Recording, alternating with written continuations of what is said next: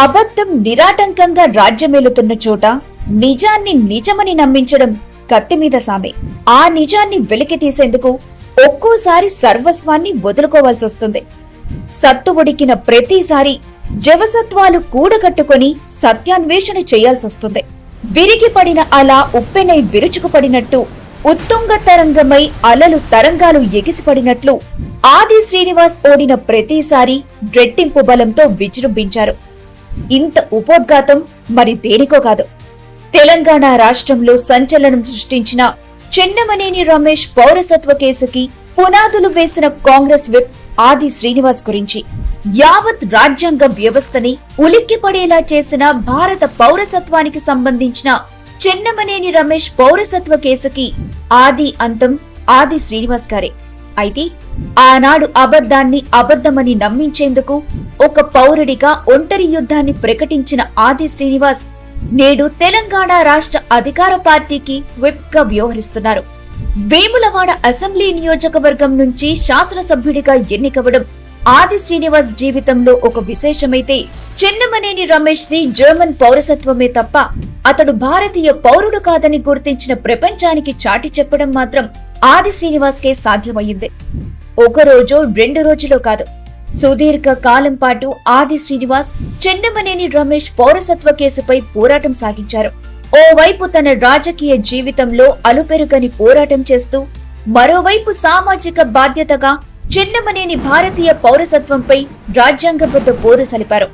రాజకీయ సమర క్షేత్రంలో నిలిచి 2 చేతులతో యుద్ధం సమర్థవంతంగా చేశారు ఆది శ్రీనివాస్. ఒక సాధారణ పౌరుడిగా మొదలై స్వయం కృషితో అంచెలంచెలుగా ఎదిగి నేడు అసెంబ్లీలో సమున్నత స్థానాన్ని సాధించిన ఆది శ్రీనివాస్ గూడు ఆనాడు వినలేదెవ్వరు. కాని నిజం నిప్పులాంటిదని, దాన్ని కప్పిపెట్టినా ఎప్పుడో ఒకప్పుడు దావానలాన్ని సృష్టించగలిగే శక్తి దానికుంటుందని నిరూపించారు ఆది శ్రీనివాస్. అదే చెన్నమనేని రమేష్ అబద్ధపు పౌరసత్వానికి సంకెళ్లు వేయగలిగింది. ఆది శ్రీనివాస్ కి రాజ్యాంగం పట్ల, భారతీయ సమాజం పట్ల ఉన్న నిజాయితీని, నిబద్ధతను చాటి చెప్పగలిగింది. అధికారం అంగబలం మాత్రమే కాదు, సామాజికంగా, ఆర్థికంగా, కుటుంబపరంగా తనకు తిరుగులేదని భావిస్తూ తను చెప్పిందే వేదం, తను చేసిందే శాసనంగా చెలామణి అవుతున్న ఓ ఎమ్మెల్యే పౌరసత్వాన్నే సవాల్ చేయడం అసాధారణ విషయం. ఒక రకంగా ఆయన చేసిన కృషి ఏటికి ఎదురీదడం లాంటిదే. అన్యాయాన్ని చూస్తూ ఊరుకోవడం కాకుండా సిబిఐ దృష్టికి తీసుకెళ్లడం, తదనుగుణంగా తక్షణమే సిబిఐ స్పందించడం చకచకా జరిగిపోయాయి. దీంతో సుదీర్ఘ పోరాటం అనంతరం ఆది శ్రీనివాస్ కృషికి ఫలితం లభించింది. న్యాయస్థానంలో సత్యం గెలిచింది. చెన్నమనేని రమేష్ ముమ్మాటికి జర్మన్ పౌరుడేనని న్యాయస్థానం తేల్చి చెప్పింది. ప్రజా నాయకుడు, బడుగు జనుల్లో ఆశాదీపం వెలిగించిన ఆది శ్రీనివాస్ పయనం అసలు ఎక్కడ మొదలైంది, ఎప్పుడు మొదలైంది, ఎలా మొదలైంది? ఈ ప్రశ్నలన్నింటికీ సమాధానం చెబుతుంది ఆది శ్రీనివాస్ తో వేదిక ఛానల్ చేసిన ఈ ప్రత్యేక ఇంటర్వ్యూ. నమస్తే, వెల్కమ్ టు వేదిక టీవీ. నేను ప్రతిభ. సో కాంగ్రెస్ వైప్ ఎమ్మెల్యే ఆది శ్రీనివాస్ గారు ప్రస్తుతం వేదిక టీవీ స్టూడియోలో ఉన్నారు. మరి లేట్ చేయకుండా మాట్లాడేద్దాం. నమస్తే శ్రీనివాస్ గారు, వెల్కమ్ టు వేదిక టీవీ. నమస్తే. సో ముందుగా మీకు 2 విషయాల్లో థ్యాంక్స్ చెప్పాలి సార్. ఒకటి, మీ బిజీ షెడ్యూల్లో టైం తీసుకొని మా స్టూడియోకి వచ్చినందుకు, అండ్ సెకండ్ వచ్చేసి మీరు కొన్నేళ్లుగా చేసినటువంటి, నిజాన్ని ఎలానన్నా నిరూపించాలని చేసినటువంటి ధర్మ పోరాటం చెన్నమనేని రమేష్ గారి సిటిజన్షిప్కి సంబంధించి అందులో సక్సెస్ అయినందుకు. సో సార్, అసలు చెన్నమనేని రమేష్ గారి సిటిజన్షిప్కి సంబంధించినటువంటి ఇష్యూ ఏదైతే ఉందో అది మీకు ఎప్పుడు తెలిసింది, అసలు ఏం జరిగింది? అంటే 2009 ఎన్నికలప్పుడు రమేష్ చెన్నమనేని పోటీ చేసేటప్పుడు భారతదేశ పౌరసత్వం పొంది తెలుగుదేశం పార్టీ టికెట్పై పోటీ చేసిన సందర్భంలో ఒకరిద్దరు చెప్పారు, అతను జర్మన్ సిటిజన్, అతను తప్పుడు పద్ధతిలో భారతదేశ పౌరసత్వం పొందుతున్నాడు, దాని పేరు మీరు జాగ్రత్త పడండి అనేటువంటి మాట. ఆ సందర్భంలో నేను అతను రాజేశ్వరరావు ఎక్స్ఎమ్మెల్యే కుమారుడిగా నైతిక విలువలు, రాజకీయ కుటుంబం చేసినటువంటి వారు అలాంటి పొరపాటు ఎందుకు చేస్తారులే అని చెప్పనేటువంటి ఆలోచిస్తూ వారితో కూడా ఆ మాట అన్నా. ఎన్నికలైనవి. ఆ తర్వాత చూస్తే ఒకరిద్దరు చెప్పినటువంటి దాని ప్రకారం చూస్తే సిటిజన్షిప్ యాక్టులో 1955 అనే చట్టం ప్రకారం గతంలో భారతదేశ పౌరుడై ఉండి ఈ దేశ పౌరసత్వం వద్దనుకుని ఇతర దేశాలకు వెళ్ళి ఆ దేశంలో ఆ దేశ పౌరసత్వం పొంది ఉన్నటువంటి వాళ్ళు తిరిగి మన దేశానికి వచ్చి ఇక్కడ తల్లిదండ్రులు చూసుకోవడానికి ఉందాం లేదా ఇతరత్ర కారణం వల్ల మళ్ళీ ఇదే దేశం ఉండాలనుకునేవారు 1 సంవత్సరం కాలం పాటు ఈ దేశంలో ఉన్న తదుపరి దరఖాస్తు పెట్టుకోవడం అర్హుడు అని చట్టం చెబుతుంది. 1955 అనే చట్టం చెప్పేది. అంటే సంవత్సరం ఉన్న తదుపరి దరఖాస్తు పెట్టుకోవడానికి అర్హుడు ఆయన, ఉన్నంత మాత్రం ఇవ్వాలనుకోలేదు. అప్పుడు నాకు డౌట్ వచ్చింది. అంతకుముందు టెంపుల్ చైర్మన్గా పనిచేసిన వాళ్ళ ఫాదర్ ఎమ్మెల్యేగా ఉన్నాడు అక్కడ. ఇతను అప్పుడప్పుడు అడపా జర్మనీ నుంచి వచ్చేవాడు వెళ్ళేవాడు. వచ్చినప్పుడు పేపర్లో వస్తుంటే జర్మనీకి వస్తుండని, వెళ్ళినప్పుడు జర్మనీకి వెళ్తుండని వచ్చేది. మరి ఇతను సంవత్సరం లేడు కదా అని చెప్పని తీరా చూస్తే రైట్ టు యాక్ట్ ప్రకారం చూస్తే అతను కేవలం అంటే నాకున్నటువంటి ప్రాథమిక హక్కు ఎమ్మెల్యేగా పోటీ చేసి 2వ స్థానం ఉన్నాను కాబట్టి ఎన్నికల పిటిషన్ వేయడానికి అవకాశం ఉంది, వేసిన. రెండోది ఒక భారతదేశ పౌరుడిగా అదే చట్టంలో ఎవరైనా తప్పుడు పద్ధతిలో భారతదేశ పౌరసత్వం పొందినట్టు అనుకుంటే ఛాలెంజ్ వేయచ్చు అని కూడా ఉంది. కాబట్టి నేను ఛాలెంజ్ చేసిన కేంద్ర హోంశాఖలో 2 పిటిషన్లు వేసిన. దానిపైన విచారణ జరుగుతుంది. కేవలం 96 రోజులు ఉన్నట్టే తేలింది. కేవలం 96 రోజులు ఉన్నట్టే తేలింది. దాని వల్ల ఆయనకు షోకాజ్ నోటీస్ ఇవ్వడము. తర్వాత 2013 నేను 2009 ఎన్నికల్లో 2వ స్థానం ఉన్నప్పుడు వేసినటువంటి పిటిషన్ పైన 2010కి వచ్చే వరకు అతను రాజీనామా చేయడం. ఎందుకంటే ఈ ఎన్నికల పిటిషన్లో వాస్తవాలు తేలా అని చెప్పండి. అదే సమయంలో తెలంగాణ ఉద్యమం వస్తే తెలంగాణ కోసమే రాజీనామా చేసిన చెప్పడం, మళ్ళీ తిరిగి 2010లో పోటీ చేయడము. నేను 2వ స్థానంలో మళ్ళీ మొదటిసారి 18 ఓట్లతో ఓడిపోయాను. 18-21 అనుకుంటా. తర్వాత 2వ స్థానంలో మళ్ళీ 2010 వచ్చినాక మళ్ళీ 2010లో ఎలక్షన్ పిటిషన్ చేసిన. దానిపైన విచారణ జరిగి 2013 ఆగస్టు 14వ తేదీన ఆంధ్రప్రదేశ్ హైకోర్టు రమేష్ చెన్నిమనేని గారి భారతదేశ పౌరసత్వం రద్దు చేస్తూ, ఎమ్మెల్యే పదవిని రద్దు చేస్తూ ఆయన పేరును ఓటు నుంచి కూడా తొలగించారు. దానిపైన వారు సుప్రీంకోర్టుకు వెళ్ళారు.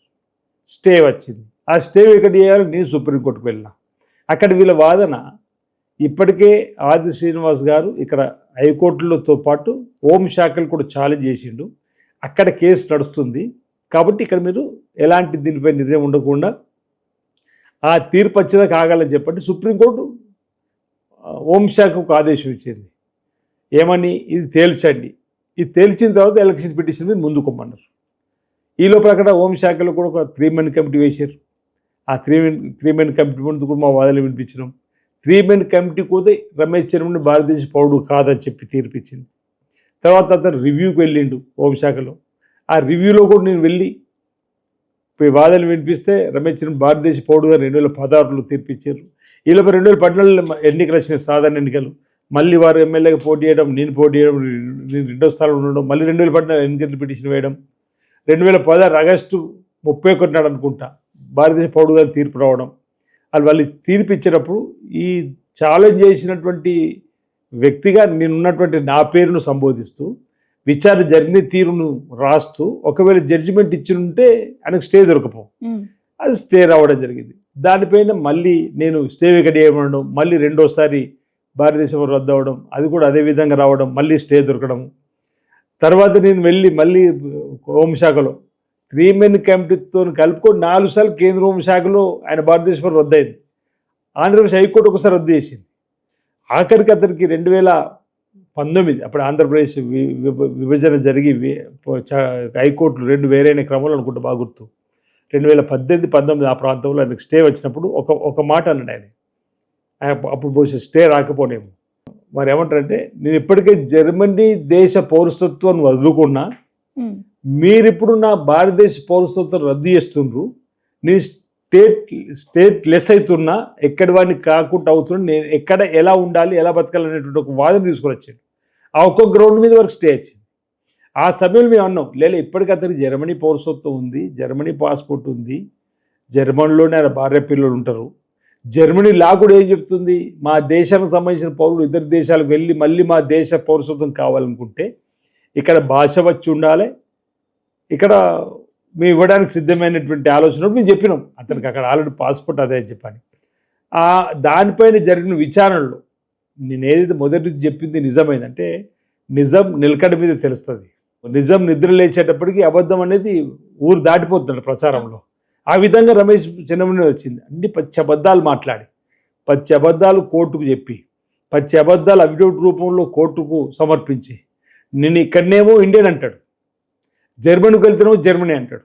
ఇక్కడ ఒక ఆయన యొక్క లోగుట్టు అంటే ఇప్పటికే ప్రజలకు అర్థమైపోయింది. పాపం ఆయనను నమ్మినటువంటి కొందరు, ఒకరిద్దరు లేదు ఓ నలుగురు అనుకుందాం, నన్ను ప్రతి సందర్భంలో తిట్టేవాళ్ళు. మచ్చలేని కుటుంబం, నీతి నిజాయితీకి మారిపేరు గల చెన్నమనేని రాజేశ్వరరావు కుటుంబం గురించి నువ్వు మాట్లాడేది అని నన్ను విమర్శించేవాళ్ళు ఈ కేసు నడిచేటప్పుడు. ఇంత ఇంత పెద్ద మచ్చలు పడ్డా ఇప్పుడు ఆయన. మరి ఇప్పుడు ఏం చెప్తారో తెలియదు. అంటే అతను లా బ్రేక్ చేసి వచ్చి లా మేకర్ అయి కూర్చున్నాడు. అంటే లా మేకర్ కావాలని చెప్పి లా బ్రేక్ చేసి వచ్చిండు. అంటే ఒక చట్టసభలో ఉండాలనే నీకు ఆలోచన వచ్చినప్పుడు ఆ చట్టాన్ని గౌరవించి నువ్వు రావాల్సి ఉండే. అవును, ఇప్పుడు లా మేకర్ కావాలనుకున్నప్పుడు లాను గౌరవించాల్సి ఉండే. లా బ్రేక్ చేసి వచ్చినావు అంటే నీకు పదవి అనేది ముఖ్యం. అక్కడ ఆ పదవి కోసం నువ్వు ఎంతకైనా దిగజారిపోయినవి అనేది ఇప్పుడు తెలుస్తుంది. జర్మనీలో బెర్లిన్లో మన ఇండియన్ ఎంప్లాయీస్ ఉంది. అక్కడ ఇతను ఇక్కడ మీ ద్వారా ఇంకో విషయం అంటే అనేక సందర్భాలు ఇప్పుడు మీరు అడుగుతున్నారు చెప్తున్నా. 2009 భారతదేశ పౌరసత్వం పొందినప్పుడు ఈయనకు జర్మనీ పాస్పోర్ట్, అప్పుడు జర్మనీ పాస్పోర్ట్ ఉండాల్సింది అప్పటి వరకు, జర్మనీ పౌరుడు కాబట్టి.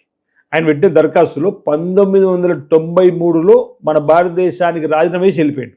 అక్కడ చూసుకున్నాడు 93 నుంచి. కాబట్టి న్యాచురల్గా పాస్పోర్ట్ జర్మనీ వస్తుంది.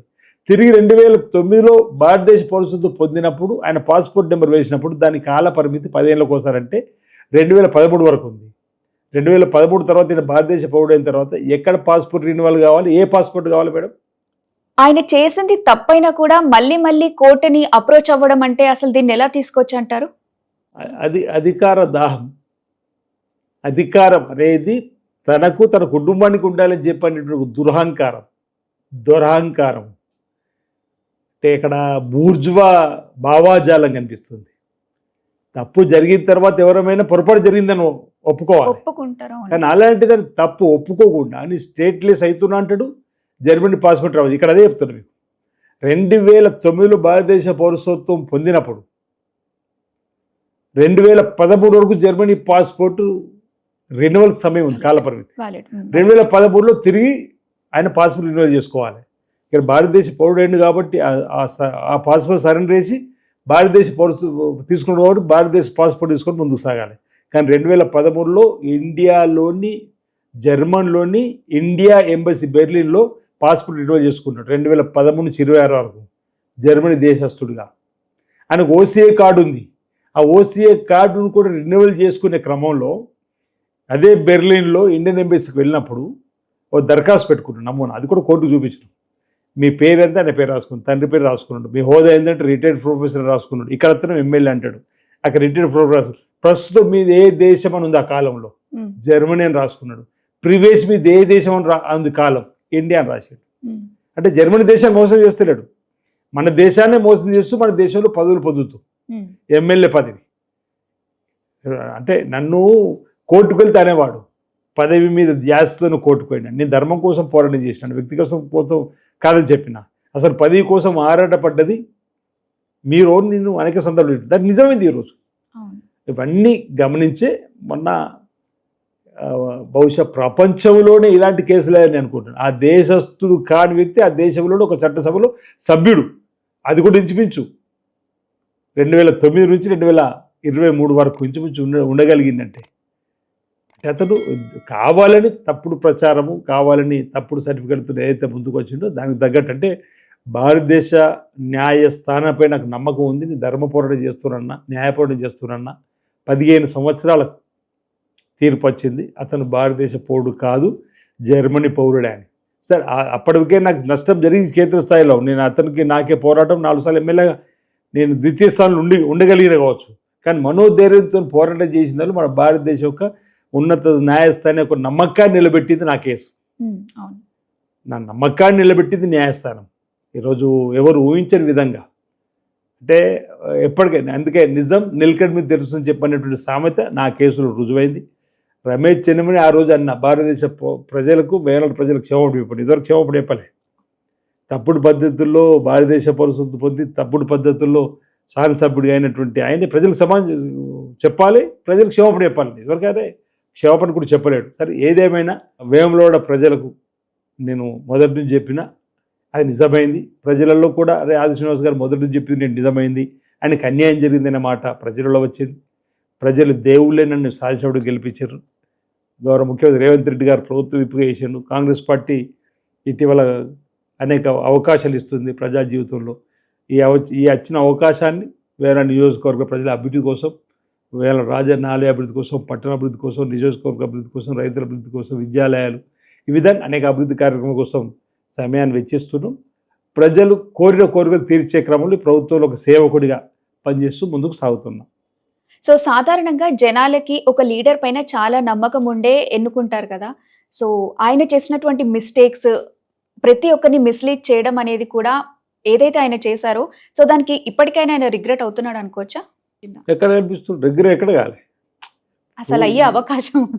జర్మనీకే పరిమితమైండు, మధ్యలో ఒకసారి మర్చిపోయినట్టున్నాడు. మర్చిపోయాను, అది కూడా చెప్పాలి. భారతదేశ పౌరుడుగా తీర్పు వచ్చిన తర్వాత ముమ్మడి జర్మనీ పౌరుడు అయిన తర్వాత ఇక్కడికి వచ్చిపోయాడు. ఒకసారి అసెంబ్లీకి వచ్చి ఫోటోలు, వేవడికి వచ్చి ఫోటోలు, నువ్వు ఇంకా రాజకీయ జీవితము ప్రజలకు సేవ చేయడానికి కోసం ముందుంటా భవిష్యత్తులో అన్నమాట. అసలు ఈ దేశంకి సంబంధం లేదని చెప్పి మా భారతదేశ ప్రభుత్వం అన్నాక కూడా ఒక్కసారి కాదు, అప్పటికి 4 సార్లు వంశాకి చెప్పింది, ఆంధ్రప్రదేశ్ హైకోర్టు చెప్పినా తప్పుడు వీటితో మొన్నదాకున్నావు. మొన్న అయితే నువ్వు అసలు జర్మనీ పౌరుడు అని చెప్పిన తర్వాత ఆయనకు అసలు ఎంత ధైర్యము, భారతదేశ చట్టం పైన ఆయనకు ఎంత నిర్లక్ష్య భావం అనేది నాకు తెలిసింది. అసలు ఆయన ఎట్లా వచ్చిండు, మొన్న ఎట్లా వేయండు, అది కూడా ప్రజలకు సమాధానం చెప్పాలి. ఇంకా ఇప్పటికే జర్మనీ పాస్పోర్ట్ మీద 40కి పైగా ఆయన ప్రయాణాలు ఉన్నాయి. ఇక్కడ ఇండియన్ అంటాడు, మీరు ఇండియన్, నేను ఇండియన్. మనం ఏదైనా దేశం కోసం ఏ పాస్పోర్ట్ మీద అవుతాం? డెఫినెట్లీ మన దేశ ఇండియన్ పాస్పోర్ట్. ఆయన మాత్రం జర్మన్ పాస్పోర్ట్ మీద. అది హోంశాఖ ఇచ్చినటువంటి నివేదికలు ఉంది, ఆంధ్రప్రదేశ్ హైకోర్టులో చెప్పింది, ఈరోజు మన తెలంగాణ కోర్టు కూడా.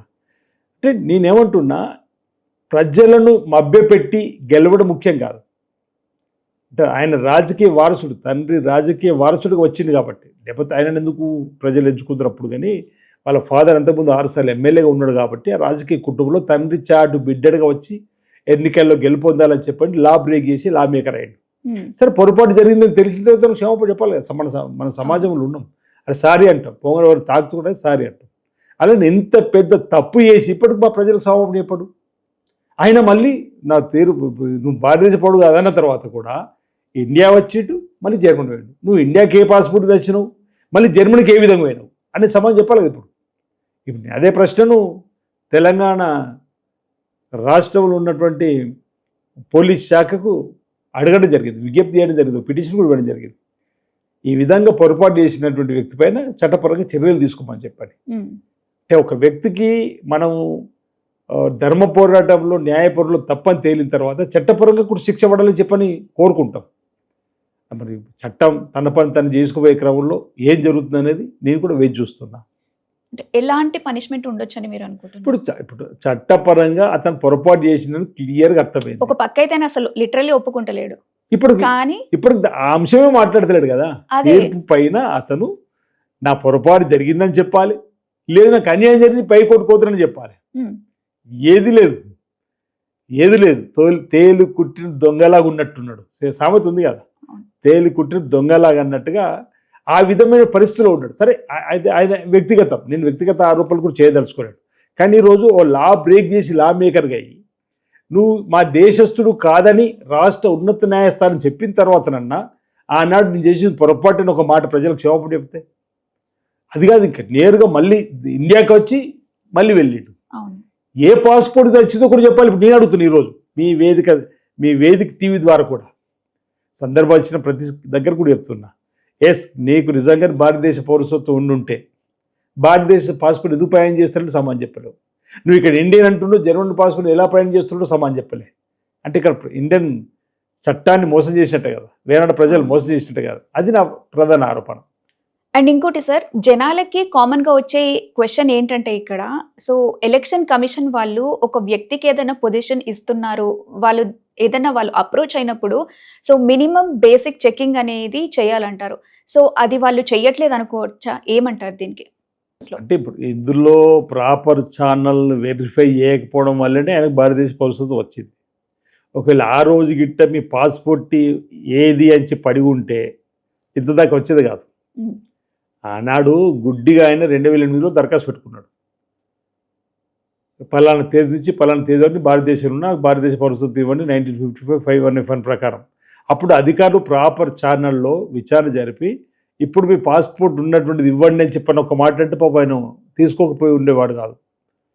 ఆయన ఎవరు అడగలేదు, ఎందుకంటే తండ్రి చాడు బిడ్డడుగా పెద్ద ఫ్యామిలీ, చెన్నమనేని రాజేశ్వరరావు ఫ్యామిలీ, వేములవాళ్ళు ఎమ్మెల్యే కొడుకు దగ్గర భయపడ్డారా, ఏం జరిగిందో తెలియదు. అంటే అధికారుల తప్పిదం అనేది కూడా ఇక్కడ కనిపిస్తుంది, అధికారుల పొరపాటు కూడా కనిపిస్తుంది. అతను కూడా ఆ తప్పును కప్పిపుచ్చుకోవడానికి కోసం కోర్టులను కూడా తప్పుదో పట్టించే విధానంలో నేను స్టేట్ లెస్ అవుతుందని చెప్పని అప్డేట్ చేసాను.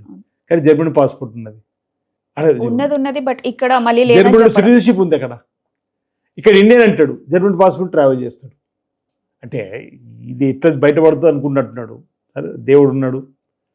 15 సంవత్సరాలకు వెనకట నేను చెప్పి మా దగ్గర మామూలుగా చెప్తా ఉంటా, మహాభారతంలో 13 సంవత్సరాలు వనవాసం, పాండవులే రాజ్యం, కానీ బలవంతంగా గుంజుకున్నారు ఆ రోజు. రాముడిదే రాజ్యం, కానీ 14 సంవత్సరాల వనవాసం తిరిగి దక్కింది. ఇది కలియుగం 15 ఏళ్ళకి నాకు దక్కింది. ఇప్పుడు వనవాసంలో మామూలుగా చెప్తా ఉంటా, నిజం నిలుగుమని తెలుస్తుంది. ఇది మన వనవాసంలో ఉన్నాం, అది కూడా అయిపోతుందన్న. ఈ కలియుగంలో 15 సంవత్సరాలు నాకు అక్కడ ప్రజలు దేవుళ్ళై వారి ఓటు ద్వారా శాసనసభ్యుడిగా గెలవగలిగిన. ఒకవేళ 2009లో ఈయన తప్పుడు పద్ధతుల్లో భారతదేశ పౌరసత్వం పొంది ఉండకుండా ఉండుంటే నేను 2009లో ఎమ్మెల్యే అయ్యేవాడిని. మా ప్రాంతం మరింత అభివృద్ధి చెందేది. తండ్రి చాటు బిడ్డడుగా వచ్చి ఓ బీసీ బిడ్డగా నా రాజకీయ భవిష్యత్తుని అణదొక్కేటువంటి ప్రయత్నం చేసిన దానిలో ఆయన అప్పుడు సఫలీకృతం కాగలిగిండాము. కానీ నేడు ప్రజలు నిజం తెలుసుకొని మళ్ళీ మనవాడు మావాడు మన బిడ్డ అందుబాటులో ఉండే బిడ్డను గెలిపించారు. వాళ్ళు రుణం తీసుకునే ప్రయత్నంలో వాళ్ళు సేవ చేసే సేవకుడిగా ప్రస్తుతానికి పనిచేస్తూ ప్రజల మధ్యలో ఉంటున్నా. ప్రజలకు ఎక్కడ ఏ ఇబ్బంది వచ్చినా, ఆ ప్రాంతంలో ఎక్కడ ఏ ఇబ్బంది వచ్చినా ఆ ఇబ్బందిని అధిగమించే కార్యక్రమం రాజన్న ఆలయ అభివృద్ధి కానీ, పట్టణ అభివృద్ధి కానీ, నియోజకవర్గ అభివృద్ధి కానీ, శ్రీపాద ప్రాజెక్టుకు సంబంధించినటువంటి రైతులకు సంబంధించినటువంటి ప్రాజెక్టులే కానీ, విద్యకు సంబంధించినటువంటి విద్యాలయాలు తీసుకురావడం కానీ, రోడ్లు బ్రిడ్జులు, ఈ విధంగా సాగునీరు తాగునీరు అన్ని అంశాలు కూడా నా దృష్టికి రాగానే వాటి పరిష్కారం కోసం పనిచేస్తున్నా, ముందుకు వెళ్తున్నా. ప్రజాబాహుళ్యంలో ప్రజలకు సంబంధించిన ఇబ్బందులు అధిగమించే పనిలో ప్రస్తుతానికి నేను నిమగ్నమే ఉన్నా. ఆది శ్రీనివాస్ అనే పేరు చెప్పినప్పుడు జనాల్లో ఒక మంచి పేరుంది, వ్యక్తులకి జనాలకి కావాల్సింది చాలా చేస్తారు, నిజాయితీగా ఉంటారని. సో మీరు ఏమేమి అభివృద్ధి చేయబోతున్నారు? నాకు ప్రజలు ఇచ్చినటువంటి అవకాశాన్ని సద్వినియోగం చేసుకొని 10 సంవత్సరాలుగా వారి నాయకత్వంలో పడవబడ్డటువంటి పనుల్ని ముందు టేకప్ చేసి ముందుకు తీసుకొని పోతున్నా. రాజన్న ఆలయ అభివృద్ధికి ఆ రోజు కేసీఆర్ గారు ముఖ్యమంత్రి రోజులు వచ్చి నా లగ్గం ఇక్కడైంది, మా అత్తగారు ఊరు కూడా ఇక్కడ పక్కన గ్రామం ముంపులో గురైనటువంటి కుదురుపాక, ఈ దేవాలయాన్ని అభివృద్ధి పథకంలో తీసుకుపోయినటువంటి బాధ్యత నా పైన ఉంది. తక్షణం 100 కోట్లు విడుదల చేస్తున్నా, ఏటా 100 కోట్లు బడ్జెట్ పెడతా, ముంపు గ్రామాలకు డబుల్ బెడ్రూమ్ 5,04,000 ఇస్తా అని రకరకాలటువంటి హామీలు ఇచ్చిపోయాడు. నిజంగా రాజధాని భక్తులుగా నేను కూడా స్వాగతించిన. కానీ 2014 తెలంగాణ రాకంటే ముందు రాజన్న ఆలయం ఎలా ఉందో ఇప్పుడు అలానే ఉంది. ఒక్క పాత ఇటుక తీయలేరు, కొత్త ఇటుక పెట్టలేరు. కానీ రంగురంగుల బ్రోచర్ల పత్రాలు అభివృద్ధి చూపించారు, రంగురంగుల వీడియోలు అభివృద్ధి చూపించారు. మీరు ఒకసారి ఈ ఇంటర్వ్యూలో మీరు అక్కడి నుంచి తీసుకొచ్చి వేయండి. 3వ బ్రిడ్జి లేదు, 2015లో భూమి పూజ చేశారు. ఆయన వచ్చింది కూడా కేసీఆర్ గారు 2015 జూన్ 18న మాట ఇచ్చిండు. ఈరోజు 25 10 ఏళ్ల కింద పుచ్చలేపుతున్నా. అప్పుడే 3వ బ్రిడ్జి కోసం నిర్మాణం కోసం వాళ్ళు ఫౌండేషన్ చేసిన శిలాపలకం రాయకు ఉంటుంది, దేవాలో ఉంటుంది, ఇప్పించుకోండి వీడియో. 3వ బ్రిడ్జికి నిర్మాణం కాదు, ఇప్పుడు మేము మొదలుపెట్టే ప్రయత్నం చేస్తున్నాం. ఈ దసరా నుంచి ప్రారంభం చేస్తాం. ఆ 3వ బ్రిడ్జి ఉన్నట్టుంటుంది ఆ వీడియోలో, దాని మీద కార్లు రైజున వచ్చినట్టు ఉంటుంది. అంటే ప్రజల్లో అబద్ధాల ప్రచారంతో ప్రజలు మభ్యపెట్టి భక్తులు మభ్యపెట్టి కార్యక్రమం. రంగురంగు బ్రోచర్లో ఆలయాన్ని బ్రహ్మాండంగా అభివృద్ధి చేసినట్టు చూపిస్తారు. చైర్మన్ ఛాంబర్లో గోడల మీద ఉంటుంది అభివృద్ధి ఫోటోలు తప్ప క్షేత్రస్థాయి లేదు. ఈరోజు మాకు అవకాశం ఇచ్చిన తర్వాత ప్రజలు, గౌరవ ముఖ్యమంత్రి రేవంత్ రెడ్డి గారు కూడా పీస్ అధ్యక్షులు వచ్చినప్పుడు అభిషేకం చేసుకున్న తర్వాత ఈ ప్రభుత్వం ఏటా 100 కోట్లను ఇవ్వలేదు. మేము ఈరోజు అధికారంలోకి వచ్చినాక అభివృద్ధి కట్టుబడి మాట ఇచ్చినాం. మేమే బడ్జెట్లో పెడతామని వాళ్ళగా హామీలు ఇవ్వలేము అమరు. కానీ అభివృద్ధి కట్టుబడి ఇచ్చిన మాట ప్రకారం 2024-25 బడ్జెట్లో 50 కోట్లు, 2023-24 బడ్జెట్లో 50 కోట్లు, 2024-25 బడ్జెట్లో 100 కోట్లు కలిపి 150 కోట్లు రాజన్న ఆలయం పట్టణాభివృద్ధి కోసం పెట్టి 47 కోట్లు విడుదల చేసిన ఆలయం వేలాడ పట్టణ రోడ్ వెడల్పు కోసం చేస్తున్నాం. ఈ 3వ బ్రిడ్జ్ అంటున్నాం కదా మేము మొదలు పెడతామని.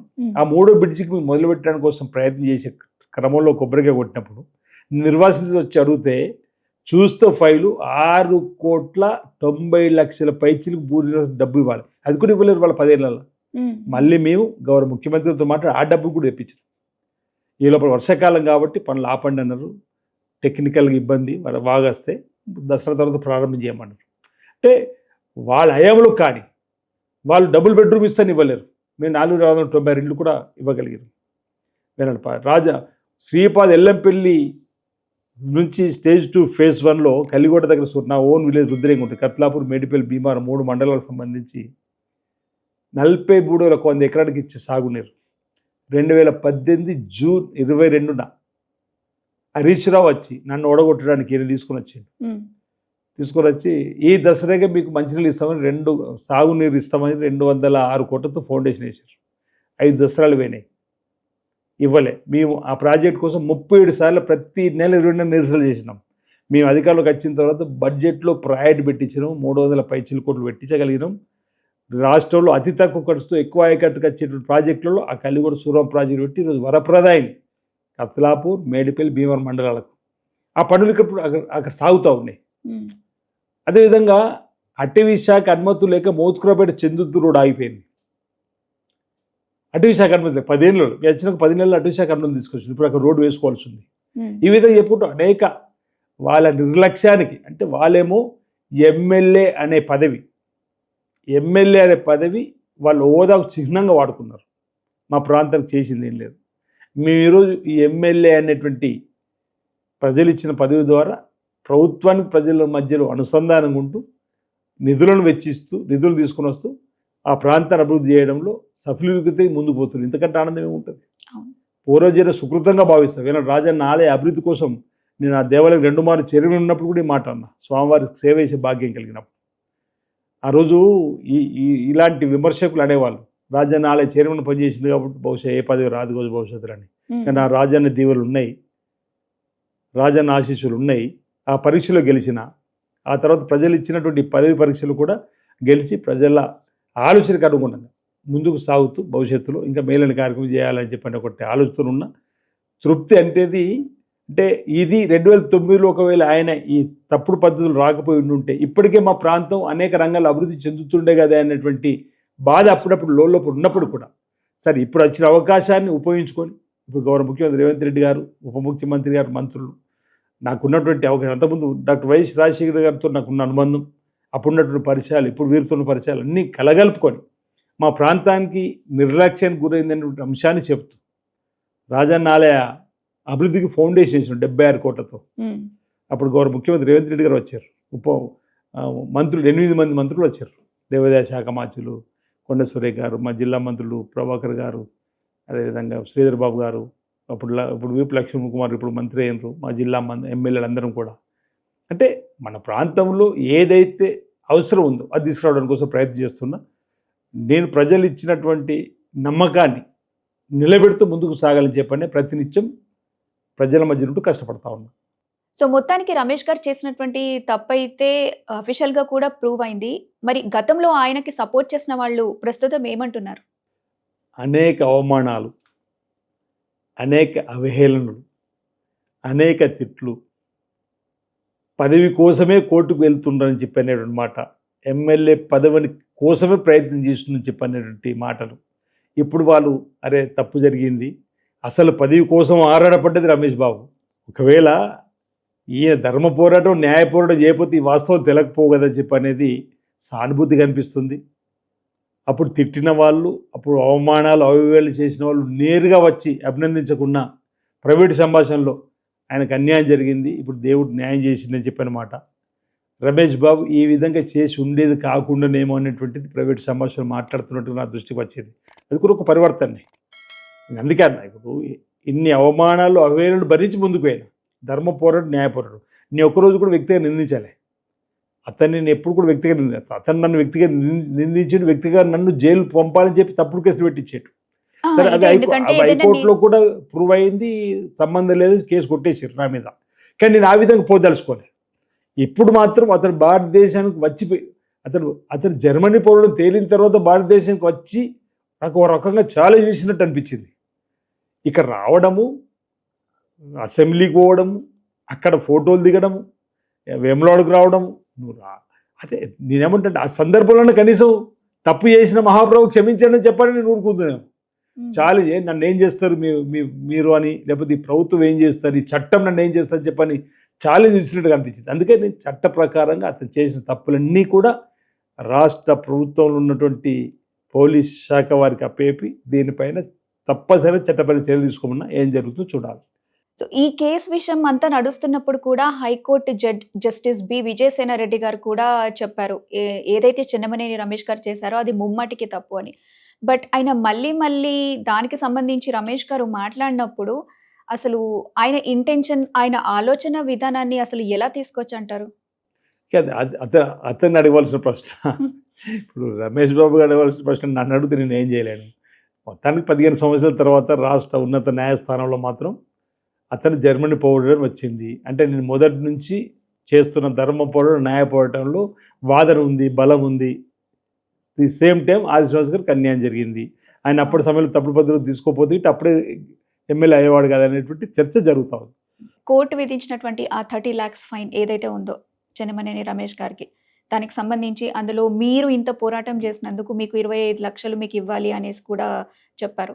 సో దీనికి మీరు ఏం చెప్తారు? 25 లక్షల రూపాయలు కోర్టు ద్వారా ఇవ్వడం జరిగింది. ఇది బహుశా భారతదేశంలోనే ఇంత పెద్ద పెనాల్టీ పడ్డటువంటి కేసు లేదని కోర్టు కాస్ట్ కింద, అంటే గ్రామాలలో దండుకు తీశారంటారు, తప్పు చేస్తే గ్రామాలు అదే దండుకు తీసారు అని చెప్పి, అంటే ఆ విధంగా కాస్ట్ కింద ఏదైతే 30 లక్షలు 5 లక్షలు అడ్వకేట్ వెల్ఫేర్కి సంబంధించిన వారికి 25 లక్షలు నా కోర్టు ద్వారా డీడీ కూడా ఇవ్వడం జరిగింది. అంటే ఇది ఒక రకంగా గ్రామాలలో అంత పెద్ద తప్పు చేయకపోతే ఈ విధంగా పడుతుందా కాస్ట్ ఖర్చులని, ఇంత పెద్ద దండు పడ్డదంటే ఆశని పోరాటం చేసినట్టు న్యాయం ఉంది, నీతి ఉంది, ధర్మం ఉందని చెప్పని. అటు ఇది ఓవరాల్ ఇండియాలో కూడా అసలు ఇలాంటి కేసు ఇండియాలో లేదు, మొదటి కేసు ఇది. బహుశా వాళ్ళలో కూడా ఉండకపోవచ్చు అంటున్నా. ఆ దేశస్తుడు కాని వ్యక్తి ఆ దేశ చట్టసభలు ఉండడం, సరే ఉండొచ్చు, ఆ దేశ పొడు కాకుండా వచ్చి ఎక్కడో పాంట్యాలు పెట్టుకొని ఉండొచ్చు, ఎక్కడో చిన్న చిరుద్యోగం చేసుకుని ఉండొచ్చు. ఇప్పుడు 10వ తరగతి పాస్ కాకుండా 10వ తరగతి పాస్ అయిన తప్పుడు సర్టిఫికెట్ తీసుకుని ఉద్యోగం పొంది ఉంటే మరో 10వ తరగతి ఉత్తీర్ణమైన నష్టం చేసినట్టు కదా. నిజం తెలిసినప్పుడు ఉద్యోగం పొంది కదా. ఇక్కడ అంతే, అతను భారతదేశ పౌరసత్వం తప్పుడు పద్ధతిలో పొంది ఉండకపోతే ఆ రోజు నేను ఒక భారతదేశ పౌరుడు ఎమ్మెల్యే ఉండేవాడిని కదా. లేదు నేను కాకపోతే నా స్థలంలో ఇంకోరు కూడా అప్పుడు ఎవరన్నా అయి ఉండేవారేమో. అప్పుడు 2వ స్థలంలో ఉన్నాం కాబట్టి నేను అయ్యేవాడిని అని చెప్పి ధైర్యం చెప్తున్నా. 2, 3, 4 సార్లు ఇద్దరి మధ్యలో పోరాటం జరిగింది. ఎమ్మెల్యేగా 4 సార్లు నేనే ద్వితీయ స్థానంలో ఉన్నాను కాబట్టి ప్రజల మూడు ఆ రోజు నువ్వు లేకపోతే నేను అయ్యేవాడిని అని చెప్పడానికి కోసం ప్రయత్నం చేస్తున్నా. అంటే భారతదేశ పౌరసత్వం తప్పుడు పద్ధతిలో పొంది మరో భారతదేశ పౌరుని అన్యాయం చేసినటువంటి వ్యక్తి ఈరోజు ఇంకా డాంబికలు కొట్టే విధంగా ప్రవర్తించడం సరికాదనేది నా ఆలోచన. సో చెన్నమనేని రమేష్ గారు ఏదైతే ఫాల్స్ ఇన్ఫర్మేషన్ ఇచ్చారో ఆయన సిటిజన్షిప్కి సంబంధించి ఎలక్షన్ కమిషన్ ఆ టైంలో చూసుకోలేదు. బట్ ఇప్పుడైతే మొత్తానికి ప్రూవ్ అయింది. సో ఇక మీదటైనా ఎలక్షన్ కమిషన్ అనేది జాగ్రత్తగా ఉంటారని అనుకోవచ్చా? ఉండాల్సిన అవసరం ఉంది. ఎన్నికల కమిషన్ ఏం చెప్తుంది, నేను 2009లో కూడా ఆబ్జెక్షన్ చేసిన. ఓటర్ లిస్టులో ఆయన పేరు ఉంది కాబట్టి ఆయన నామినేషన్ మేము అలో చేస్తున్నామన్నారు. అసలు ఓటర్ లిస్టులో పేరు ఎక్కడేముంది తప్పు, దానికి కేంద్ర హోంశాఖ ద్వారా రావడమే తప్పు. కాబట్టి జరిగింది, ఇంత కావాల్సి ఉంది కాబట్టి దీనివల్ల మరొకసారి ఎవరికైనా పౌరసత్వం పొందినట్టు వారిని చూస్తారు కదా. ఇప్పుడు ఆలోచిస్తారు, ఇప్పుడు ఆలోచిస్తారు కదా. అండ్ సార్, ఇందాక మీరు మాటల్లో మీరేం చేస్తున్నారు, మీ ప్లాన్స్ ఏంటి అనేది చాలా చెప్పారు. సో గతంలో వాళ్ళు గెలిచిన తర్వాత చేసినటువంటి అభివృద్ధి అసలు కొంచెం కూడా లేదా, ఏం చేశారు, మీరేం చెప్తారు?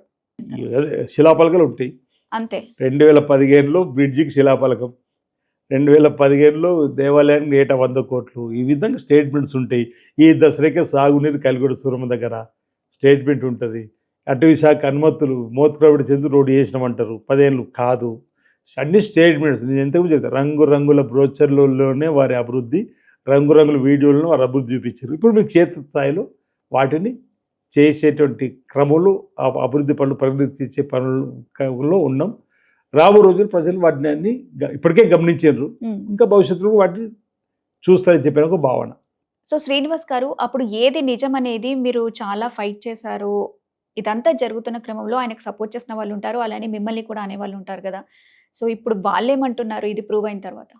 సరే, ఇప్పుడు అతను పదవిలో ఉన్నప్పుడు కానీ, లేకపోతే అతను పనిచేసిన పార్టీ సిద్ధాంతం నచ్చిన వాళ్ళు కానీ ఆయనతో ప్రయాణం చేసే ప్రయత్నం చేసిందని నేను భావిస్తా. నాకు అతనితో ఉన్నవారితోనే విభేదం లేదు. నేను వ్యక్తిగా రమేష్ బాబుతో కూడా నాకు విభేదం లేదు. సిద్ధాంతపరంగా ఎమ్మెల్యేగా నాపై గెలుపొందిన తర్వాత అతను తప్పుడు పద్ధతిలో భారతదేశ పౌరసత్వం పొందిండు కాబట్టే నేను విభేదించిన. చట్టపరంగా, రాజ్యాంగ పరంగా ఒక ఎమ్మెల్యే కావాలనుకుంటుంది, తప్పుడు పద్ధతులు వచ్చినావు కాబట్టి కరెక్ట్ కాదు, సరికాదని నా పోరాటం ధర్మ పోరాటం. సరే, ఇప్పుడు వారి వెంట ఉన్నటువంటి వాళ్ళు కొంతమంది రకరకాలలో అడ్జస్ట్ అయ్యారు. కొంతమంది మాతో రావడానికి ప్రయాణం చేస్తున్నారు, కొందరు ఇతర వేదిక మీద ప్రయాణం చేస్తున్నారు, కొందరు డ్రాప్ అయినట్టున్నారు. రకరకాలు సమాజంలో అతనితో కలిసి ప్రయాణం చేసినటువంటి వాళ్ళ పరిస్థితి ఏందని చెప్పండి అతను చెప్పాలి. నేను అనేవాడిని చాలా సందర్భాల్లో. ఇప్పుడు మీరు ఈ ప్రశ్న అడుగుతారు అనుకోలేను. సముద్రంలో మీరు ప్రయాణం చేస్తున్నప్పుడు పడవ మీద ప్రయాణం చేస్తే సేఫ్గా ఉంటుంది. సరే, ఆ సామెత చెప్తే బాగుండదేమో. అతను ఏదో కుక్క తోకను పట్టుకొని సముద్రాన్ని ఈదలేం కదా. మీరేదో అతను నమ్ముతున్నారు గుడ్డిగా, కానీ ఏనాడైనా నిజం తెలుస్తుంది. ఏనాడో అందరినీ వదిలేసి ఆయన సేఫ్గా ఉన్నాడు అక్కడ. ఆయన ఇల్లు ఉంది, ఆయన భార్య, పిల్లలు, ఆయన సేఫ్ ఉంటాడు. నేను అంతగా నన్ను విమర్శించే వాళ్ళతో అనేవాడిని, అరే కుక్కతో పట్టుకొని సముద్రం ఈదినట్టుగా ఆయన ఏదో చెప్పినట్టు తొందరపడతారు ఎందుకు, వాస్తవం తెలిస్తే ఎలా కాకపోతే రేపటి. ఇప్పుడు వాళ్ళు కూడా అనుకుంటారు వాస్తవమే కదా. అంటే అధికారంలో ఉంటే ఎలాంటి తప్పులైనా చేయొచ్చు, ఎట్లాంటి మిస్లీడ్ అయినా చేయొచ్చు కన్ను అనేటువంటి నెత్తులకి భయం ఎక్కినాయి జనాల్లో. ఆయనకు. ఆ సమయంలో కన్ను నెత్తులకి ఎక్కినని చెప్పి రుజువు అవుతుంది కదా. ఇప్పుడు మనిషి ఒక తప్పు చేసిన తర్వాత రెండో తప్పు చేయడానికి వెనక ముందు ఆడతాడు. అలాంటిది నేను అనేక తప్పులు చేసిండు. అనేక తప్పులు చేసి అవి ఇప్పుడు ప్రూవ్ అవుతున్నా కూడా ఆయన ఎక్కడ అరే నేను తప్పు చేసిన అనే భావనతోనైతే ఆయన ఎక్కడ లేడు. అంటే ఇంకా ముందు లేదు, ఇంకా నన్ను నేను ప్రూవ్ చేసుకుందామని అనుకుంటున్నాడు ఏ ప్రూవ్ చేస్తాడు? ఇక ఏముంది ఆధారం? ఇంకేం ఆధారం ఉంది? ఆయన ఆల్రెడీ ఓసే కార్డ్ హోల్డర్. అందులో నేను ఏ దేశం అంటే జర్మనీ రాసిండు, నువ్వు ప్రీవియస్ ఏ దేశం అంటే ఇండియా అని రాసిండు. ఆయన పాస్పోర్ట్ ఏంటంటే జర్మనీ పాస్పోర్ట్ ట్రావెల్ చేసి. ఇండియన్ అంటూ 48 సార్లు నువ్వు ఎట్లా ట్రావెల్ చేసినావు? రేపు కోర్టు అడుగుద్ది కదా. ఇండియన్ కోర్టులో నువ్వు సవాల్ చేస్తే ఇండియన్ అయితేనే పోవాలి. భారతదేశ కోర్టులు ఎవరిని ఎంకరేజ్ చేస్తాయి? భారతదేశ పౌరుని ఎంకరేజ్ చేస్తాయి. నువ్వు భారతదేశ పౌరుడు కానీ మన కోర్టు ఎట్లా ఎంకరేజ్ చేస్తారు? నేను చేయడానికి అసలు సవాల్ లేదు కదా. ఇదో వింతైన కేసు ఇది. ప్రపంచంలోనే నేను మొదటి కేసు అని చెప్తా ఉన్నా. అందుకే భారతదేశంలో కూడా మొదటి కేసు ఇది. ఇలాంటివి ఏదైనా కేసులు ఉత్పన్నమైతే ఇప్పుడు మనం రెఫరల్ కేసుగా చూసేటువంటి కేసుగా ఇది ఉంది. అంటే అతని విపరీతమైనటువంటి అధికార దాహం కోసం వచ్చిన ఆలోచనకు సంబంధించిన కేసుగా భావించలేదు. నా తండ్రికి సంబంధించిన పదవి నాకే రావాలనేటువంటి ఆలోచనతో తీసుకున్న నిర్ణయం వల్ల జరిగినటువంటి నష్టంగా భావించాలి. సో ఇందాక మీరు మాటలో చెప్పారు కదా సార్, తను చేసినటువంటి తప్పు ఏదైతే ఉందో రమేష్ గారు, సో అది మీరు నిజం ఏంటి చెప్పాలి అనేటువంటి క్రమంలో మిమ్మల్ని కూడా కొన్ని ఇబ్బందులు పెట్టారు, తప్పుడు కేసులు పెట్టడం ఇలాంటివన్నీ చేశానని చెప్పారు కదా. అసలు ఆ సిచ్యువేషన్ని మీరు ఎలా ఫేస్ చేశారు? అంటే నా వేలుతో నా కన్ను పొడిపించే విధంగా, నాకు కావాల్సిన వాళ్ళతో నన్ను విభేదించే విధంగా ప్రయత్నం చేసి, విభజించి పరిపాలించమని బ్రిటిష్ పరిపాలకులు చెప్పినటువంటి వాదనతో వాళ్ళు ఏకీపించేవాళ్ళు. మనలో మనల్నే విభేదించే విధంగా చేసేటువంటి ప్రయత్నం చేసింది బ్రిటిష్ పరిపాలకులు. మన బ్రిటిష్ వాళ్ళు అదేవిధంగా మన వాళ్ళను మనకే వ్యతిరేకం చేయాలి. ఆ విధంగా ఈయన ఆలోచన ఆ విధంగా ఉండే. నాకు కావాల్సిన వాళ్ళతోని, నా గ్రామస్తులతోని నేను కలవిడి ఉండే వాళ్ళతో కేసు పెట్టించే ప్రయత్నం చేసి, నేను ఒక్కనాడు కూడా ఎవరిని ఏం మాట్లాడలేదు. న్యాయస్థానంలో ఎదుర్కొన్న తప్పుడు కేసు ప్రూవ్ అయింది. హైకోర్టులో కేసు కొట్టివేసింది.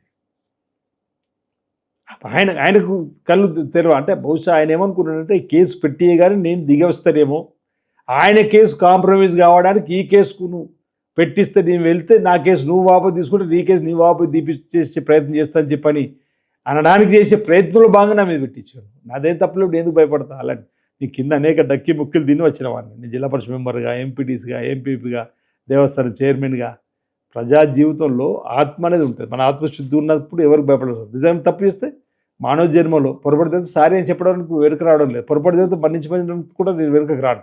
ఈ స్థాయిలో కూడా ఎక్కడైనా చిన్న పొరపాటు నా వల్ల జరిగిందని నాకు తెలిస్తే, నాకు నిజంగా తప్పని తెలిస్తే దిగి వస్తాను. నా తప్పు కాదనుకోరు, దిగి రాను. నా ప్రయత్నం చేసుకుంటూ వెళ్తాను. ఆయన అధికారంలో ఉన్నన్ని రోజులు కూడా జనాలు కట్టినటువంటి ట్యాక్స్ డబ్బులు ఏవైతే ఉన్నాయో అవి కొన్ని లక్షల్లో, కోట్లల్లో ఉంటాయి. సో అవన్నీ వేస్ట్ అయిపోయాయనే చెప్పొచ్చు. సో దీనికి సంబంధించి అవి రెక్టిఫై చేయడం, ఆ అమౌంట్ ఏదన్నా జరుగుతుందా? అంటే అతను తీసుకున్నటువంటి జీతభత్యాలు తిరిగి రావాలని చెప్పండి. ఆ విషయంలో కూడా నేను సంబంధిత అథారిటీకి చెప్పడం జరిగింది. అతను భారతదేశ పౌరుడే కాదా తీర్పు వచ్చింది కాబట్టి అతను అప్పటి నుంచి కూడా ఎమ్మెల్యే కానట్టే. ఇప్పుడు ఇతరులేమో ఒకవేళ 10వ తరగతి పాస్ కాకుండా 10వ పాస్ అయినని చెప్పని ఎమ్మెల్యే అయిన తర్వాత లేకపోతే ఇతరత్ర, ఇప్పుడు ఇది ఎట్లా ఏ విధంగా ప్రజలకు చెప్తే అర్థమవుతుందంటే, బేసిక్గా ఇండియాలో సర్పంచ్ కావాలన్నా ఇండియన్ పౌరుడు కావాలి, ఎంపీటీసీ కావాలన్నా, జెడ్పీటీసీ కావాలన్నా, ఎమ్మెల్యే కావాలన్నా, ఎంపీ కావాలన్నా, ఏ ఎన్నికల్లో పోటీ చేయాలనుకున్నా, లేదు ఇతరత్ర ఏది భారతదేశంలో ముందుకు వెళ్ళాలనుకుంటే ఇండియనే కావాలి. ఇక్కడ బేసిక్గా ఇండియనే కాదు కాబట్టి, ఆయన 2009 ఇండియన్ అని చెప్పట్టు గెలిచింది కాబట్టి 4 మార్లు ఆయన ఎన్నిక చెల్లదని నేను అంటున్నా. అతను పౌరుడు కానప్పుడు 9 కూడా ఎమ్మెల్యే కాదు, 10 కూడా ఎమ్మెల్యే కాదు, 14 కూడా ఎమ్మెల్యే కాదు, 18 కూడా ఎమ్మెల్యే కాదు. అంటే అలాంటప్పుడు అప్పటి చూసుకుంటే జీతభత్యాలన్నీ కూడా తిరిగి మళ్ళీ ప్రభుత్వ ఖజానా రావాలి కదా. అది నేను రేజ్ చేసిన. ఏం జరుగుతుందో చూడాలి. సంబంధిత అథారిటీస్ చెప్పినాం, లిఖిత పూర్తం కూడా ఇచ్చినాం, చూడాలి. మన చట్టంలో ఉన్నటువంటి చట్టం తరపున తను చేసుకుపోయే క్రమంలో అతను పౌరుడు కాదు కాబట్టి ఇచ్చి తప్పని తేలిన తర్వాత తిరిగి తీసుకోవడంలో ఏ విధంగా తీసుకుంటుందో, అతను ఏ విధంగా సహకరిస్తాడనేది రానున్న రోజుల్లో తేలుంది. సో ఈ తప్పనేది ప్రూవ్ అయిన తర్వాత ప్రస్తుతం రమేష్ గారి పరిస్థితి ఎలా ఉందనుకోవచ్చు? ఇంతకుముందు అన్న కదా, తేలిగుట్టిన దొంగలాగా ఉండవలసిన పరిస్థితిలో ఉన్నాడు. కాకపోతే మేకప్ పోతూ గాంభీర్యం ప్రదర్శించేలాగా ఒకసారి వచ్చిపోయిండు. ఆ వచ్చిపోయినందుకే నాలో కానీ మా ప్రాంత ప్రజలలో కానీ ఇంకా పొరపాటు చేసి సైతం మళ్ళీ ఇండియాకి ఎందుకు వచ్చినావు అంటే, నిజంగా నువ్వు టూరిస్ట్ కూడా ఇండియాకి వచ్చిపోవచ్చు, మేము కాదండి. నిజంగా నీకు ప్రాంతంలో నీకు అనుబంధం ఉంది, వచ్చిపోవచ్చు, నీ బంధువులు ఉన్నారు, వచ్చిపోవచ్చు, కాదంటలేము. కానీ ఏ పద్ధతిలో వచ్చినా కూడా జనాలకు చెప్పాలి కదా, ఇక్కడ ప్రజలకు చెప్పాలి కదా. ఇంత తప్పు చేసిన తేలిన తర్వాత ఇక ప్రజలకు క్షమాపణ చెప్తలేవు కదా. అది నా యొక్క ఆబ్జెక్షన్. మన ఈ దేశానికి ఎంతోమంది టూరిస్టులు వస్తున్నారు, లేదు ఈ దేశంలో ఉన్నటువంటి పౌరులు ఇతర దేశ పౌరసత్వం పొంది తిరిగి మన భారతదేశ పౌరసత్వం పొందుకొని ఇక్కడనే ఉంటున్నారు. తప్పు మంచి మార్గంలో నడిస్తే నడవడికని ఎవరు కాదంటారు. అతను కూడా ఒక టూరిస్ట్గా వచ్చిపోయినా మాకు అభ్యంతరం లేదు. నిజంగానే మళ్ళీ బహుశా ఆయన ఇండియాలో ఉంటానే ఇప్పుడు ఆయన పౌరసత్వం దొరకదు ఇక. ఎందుకంటే ఒకసారి ఆ తప్పు చేసింది కాబట్టి తిరిగి మరి ఈ వెసులుబాటు ఉంటుందో లేదో, కానీ చూడాలి ఏం జరుగుద్ది అనేది. కాలం చెప్పాలి, చూద్దాం ఏం జరుగుద్దో. సో శ్రీనివాస్ గారు, ఫైనల్గా అధికారంలో ఉండే నాయకులు ఎలాంటి తప్పు చేసినా చెల్లుతుంది అనే వాళ్ళు కూడా ఇంకొంతమంది ఉంటారు. సో అలాంటి వాళ్ళకి మీరు ఏం చెబుతారు? ఇది ఒక గుణపాఠమే కదా. ఒకవేళ తప్పుడు పద్ధతుల్లో, తప్పుడు సర్టిఫికెట్తో, లేకపోతే ఇతరత్ర ఏదైనా కానీ ఎన్నికల్లో పొందాలనుకునే వారికి ఇది ఒక రకంగా గుణపాఠంలాగా ఉంటుందని ఆలోచన. Thank you so much Srinivas గారు, చాలా విషయాలు మాతో పంచుకున్నందుకు thank you so much. Thank you. So viewers, చూసారు కదా ఆది శ్రీనివాస్ గారు చెప్పినటువంటి ముచ్చట్లు. మరొక వీడియోలో మరొక గెస్ట్తో కలుద్దాం. అంతవరకు వేదిక టీవీ ఛానల్ని సబ్స్క్రైబ్ చేసుకోవడం మర్చిపోకండి. అలానే ఈ వీడియోని లైక్ చేయండి, కామెంట్ చేయండి, మీకు తెలిసిన వాళ్ళందరికీ షేర్ చేయండి.